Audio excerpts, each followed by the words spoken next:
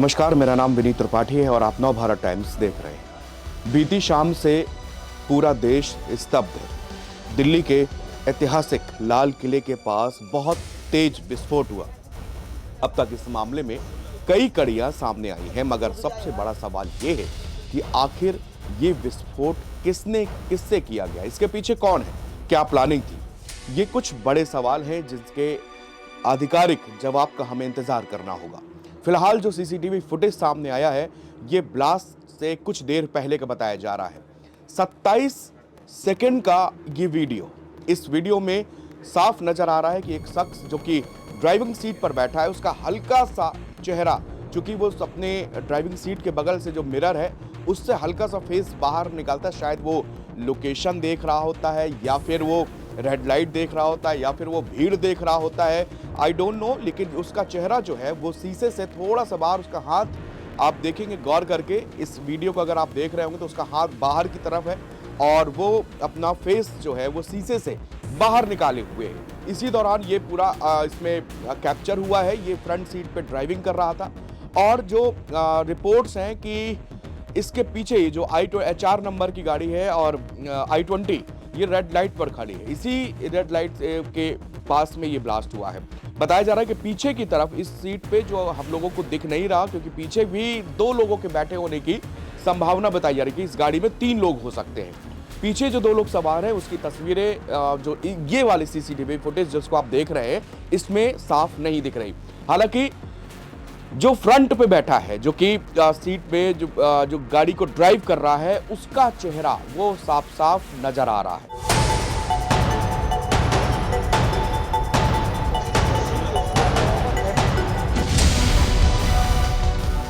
CCTV footage में ये car दोपहर 3:19 में लाल किले की पार्किंग में एंटर करती है और फिर 6:48 पे वहां से निकलती है। लगभग 3 घंटे ये उसी पार्किंग में खड़ी रहती है। इसके कुछ मिनट के बाद ही ये कार सब्जी मंडी और दरियागंज से रोड से होते हुए लाल किले मेट्रो स्टेशन गेट नंबर 1 के पास पहुंची और वहीं पर तेज धमाका हुआ, जिसने पूरे दिल्ली को नहीं बल्कि पूरे देश को हिला दिया है।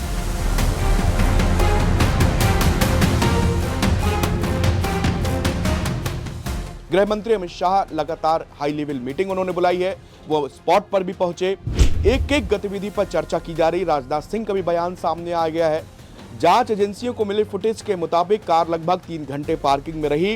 पुलिस इस बात की तहकीकात कर रही कि इस दौरान कौन कौन वाहन के पास गया, कौन अंदर गया, क्या उसमें कुछ रखा गया या फिर उससे कुछ निकाला गया, या फिर उस कार के अंदर कुछ चेंजेस किए गए, या कार के अंदर बैठे लोगों को लगातार कोई संपर्क में था। फुटेज में यह भी दिखा कि शाम को जब पार्किंग से बाहर निकली तो इलाके में ट्रैफिक काफी ज्यादा था। जो इस इलाके को जानते होंगे उसमें बहुत भीड़ भाड़ भरा ट्रैफिक होता है यहाँ पर। इस वजह से गाड़ी बहुत स्लो आगे बढ़ रही थी और कुछ मिनट के बाद भी धमाके की जगह जहां पर पूरा ब्लास्ट हुआ उस स्पॉट तक पहुंचती है।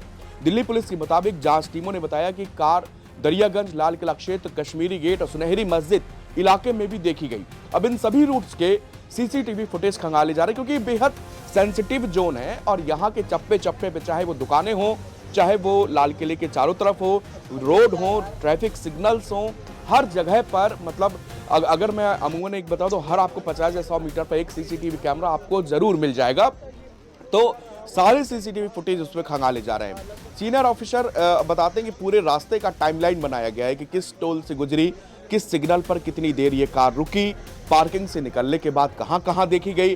दिल्ली पुलिस की स्पेशल सेल, क्राइम ब्रांच और NIA की कई टीमों के साथ मिलकर इस पूरे मामले की जांच कर रही, ताकि ये साफ हो सके कि ये दरअसल हमला किस टाइप का था, ये किस तरह का ब्लास्ट था। फिदायीन था, कार में पहले से विस्फोट था, CNG के जो उसमें गाड़ी में CNG थी उस पर कुछ किया गया था, मतलब किस तरह से इसको तभी समझ पे आ पाएगा। FSL की टीमें भी एक छोटे से छोटी चीज़ वहाँ से इकट्ठा कर रही हैं और बहुत जल्द इसका जो है आधिकारिक कि ये किस कैपेसिटी का ब्लास्ट था, मकसद क्या था, इसके पीछे है कौन, ये सारे जो सवाल है जो हम सब के दिमाग पे कौंध रहे हैं। लेकिन ये वक्त किसी भी सूत्र और कयास के पीछे जाने का नहीं है।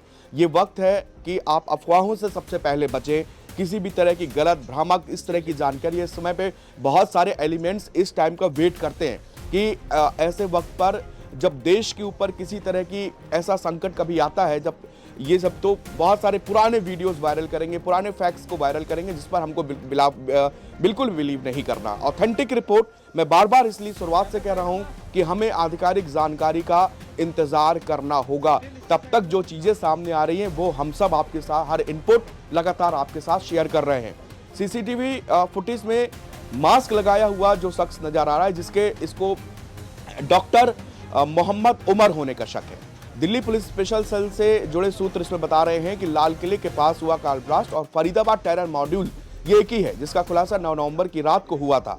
I-20 कार में संदिग्ध आतंकी डॉक्टर उमर मोहम्मद खुद सवार था। इससे पहले कहा जा रहा है कि फरीदाबाद टेरर मॉड्यूल की अहम कड़ी डॉक्टर उमर मोहम्मद फरार चल रहा है। ये खबर आई थी जब आदिल की निशानदेही पर हम लोगों को ये खबर आई कि फरीदाबाद में उसके घर से 360 केजी अमोनियम नाइट्रेट मिला है और वहां से असॉल्ट राइफल मिली है। उसके बाद जब इसका नाम आया था डॉक्टर उमर का, बताया गया ये फरार चल रहा है। पुलिस को शक है कि ब्लास्ट में इस्तेमाल का डॉक्टर उमर ही ड्राइव कर रहा था। जांच एजेंसी कार में सवार मृत शख्स का डीएनए टेस्ट, क्योंकि कार के चिथड़े उड़ गए हैं, वहां पर पूरी तरह से बॉडी जो है वो जल चुकी है, तो उसमें एक उसका डीएनए टेस्ट करवाएंगे, जिसकी पुष्टि होगी वो डॉक्टर उमर ही था या नहीं। पुलिस लगातार इसके सीसीटीवी फुटेज खंगाल रही है। यही धमाके से ठीक पहले भीड़भाड़ वाली शाम की ट्रैफिक में चलती हुई दिखाई दी है। फुटेज में कार चला रहा ड्राइवर भी दिख रहा है, जिसमें काला फेस मास्क पहना हुआ। इसकी पहचान फरीदाबाद के भगोड़े डॉक्टर उमर मोहम्मद के तौर पर ही की जा रही है। पुलिस अब ड्राइवर की पहचान पक्की करने के लिए सीसीटीवी फुटेज, फॉरेंसिक और भी तमाम जांचों का सहारा ले रही है। सीसीटीवी का और की जांच करने पर और दिल्ली पुलिस के जो सूत्र है उनका कहना है कि फुटेज और लोकल इंटेलिजेंस की जानकारी के आधार पर कम से कम 13 संदिग्धों से पूछताछ की जा रही है। केंद्रीय गृह मंत्री अमित शाह ने भी उस जगह का दौरा किया जहां पर धमाका हुआ था। उन्होंने कहा कि जांच एजेंसियां हाई इंटेंसिटी धमाके की हर एंगल से जांच कर रही हैं। बताया यह भी जा रहा है कि कार ब्लास्ट में हो सकता है कि जो उमर उसको ड्राइव कर रहा था, क्योंकि उसका एक हाथ, कुछ रिपोर्ट्स में आया कि उसका एक हाथ मिला है। बताया जा रहा है कि अगर उसकी मौत हो गई, वो डीएनए से पता चलेगी, तो क्या उसकी जो विस्फोट हुआ, हाई इंटेंसिटी का जो धमाका था, इसमें क्या उसकी जान चली गई। इन सारी कई परतें हैं जो भी खुलनी बाकी हैं, लेकिन जो भी है इसके पीछे राजनाथ सिंह का साफ बयान आया है कि कड़ी से कड़ी सजा दी जाएगी। और इसके बाद में ये जो वक्त है, फिर से मैं दोहरा दूं कि किसी भी तरह का सतर्क रहने का वक्त है। आप लोगों को कोई भी ऐसी चीज, वस्तु जो आपको लगता है कि ये जो है ये ठीक नहीं है, आप तुरंत जो है हमारी फोर्सेस का, पुलिस का साथ दे सकते हैं। एक जागरूक नागरिक होने के नाते सभी से ये अपील है कि वो जो है अपने गट्स का इस्तेमाल करते हुए, और सबसे बड़ी बात, फेक न्यूज़ पे बिलीव ना करें और फेक न्यूज़ को फैलने से बचाएं। अगर आपके पास भी कोई भेजता है तो उसको भी सतर्क करें कि ये सब बिल्कुल कतई उसके मोबाइल फोन पर ना भेजें और इसको ना बढ़ाएं। शुक्रिया।